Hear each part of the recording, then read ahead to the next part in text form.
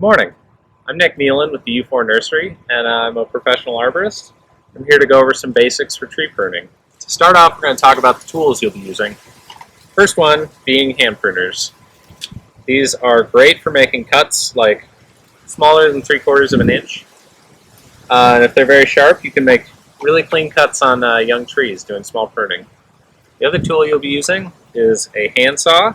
Most of these saws are pull cut, so on the pull stroke you're going to be pulling chips. They're very sharp, so make sure you're very careful with these. Make sure you're not cutting towards your hand. Make sure your hand's out of the way when you're dealing with it.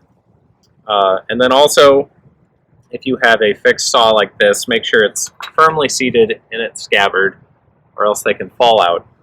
And I've had some accidents like that, and it wasn't pleasant. Before we start pruning our trees, the next consideration is timing of the pruning. This tree is a Freeman maple, so we have no timing considerations.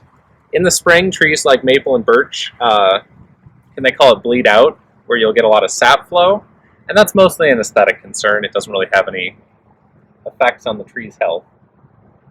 Other than that, though, oak trees and elm trees need to be pruned in the dormant season.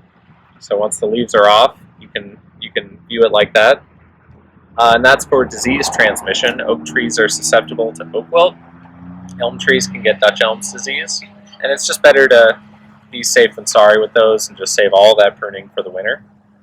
Members of the Rosaceae family can also have concerns. There's fire blight. And in the Rosaceae family, you'll find Showy Mountain ash, crab apples, and then your apple varieties. So it's generally best to leave that for dormant season, or if you are going to do pruning during the growing season, make sure you're sanitizing your tools between cuts. After that, we have honey locust, Gleditsia triacanthos, and you want to make sure that in the forecast there's no rain coming. Nectria canker, Nectria cinnabarina, is a big concern with honey locusts, and if it rains while there's fresh cuts, you can get transference of the disease.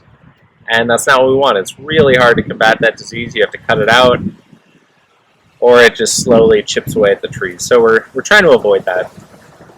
For our maple here today, you can see that there are some issues with it.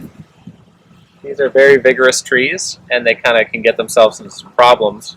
And when we're looking at the city tree, we're ideally going to want a strong, healthy trunk, and the canopy is going to be up higher. These lower branches can be kind of a nuisance for people walking into them, people working around them. If you have basal sprouting, you'll get people with weed whips kind of going around the bottom, and that's just never a good thing. So we can start with cutting off the basal sprouts. If they're small, hand pruners are great for this.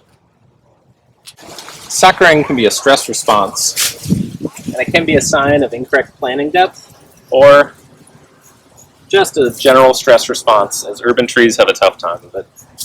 A lot of things acting against them.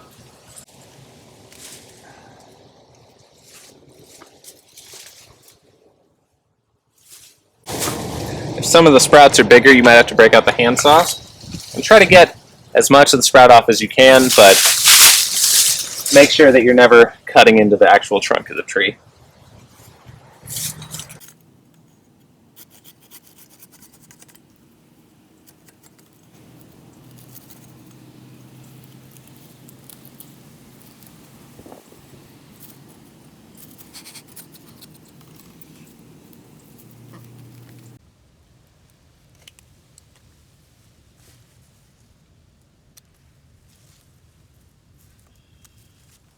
When we get into the work of doing our formative pruning on the tree, there's two main types of cuts we're going to be using. And that is a reduction cut and a thinning cut. For a thinning cut, you look at the branch union and you take the smaller between the smaller and the larger branches. So this would be a thinning cut. There's another thinning cut. So you're taking the smaller of the two branches. In a reduction cut, you're taking the larger of the two branches. And in general terms, a thinning cut creates a skinny, long branch, and a reduction cut creates a short, fat branch. For most of our purposes for young tree pruning, we're going to want to encourage short, fat branches that feed into the main trunk and help create a strong central leader.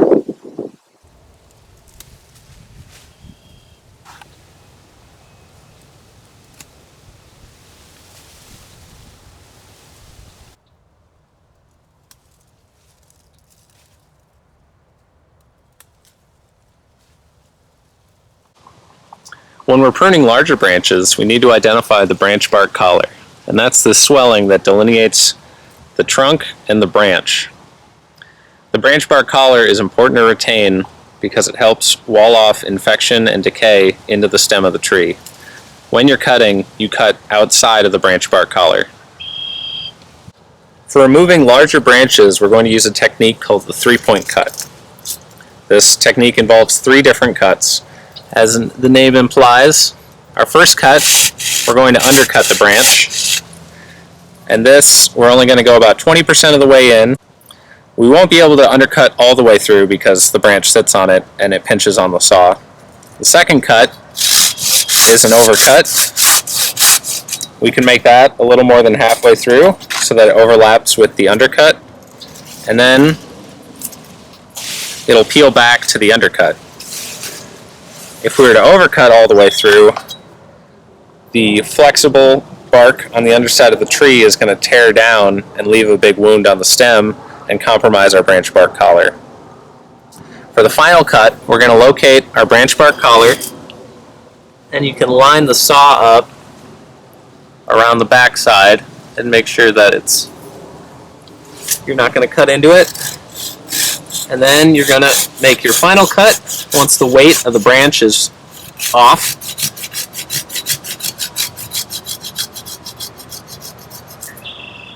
We got a little tearing there, but that'll happen in the spring. And make sure that you don't follow through into the stem of the tree. These are the very basic techniques that you can use to prune a young tree. Before you do any work though, make sure you're familiar with the species that you're working on and that you're aware of what the scope of work that you need to complete is. And don't forget to have fun.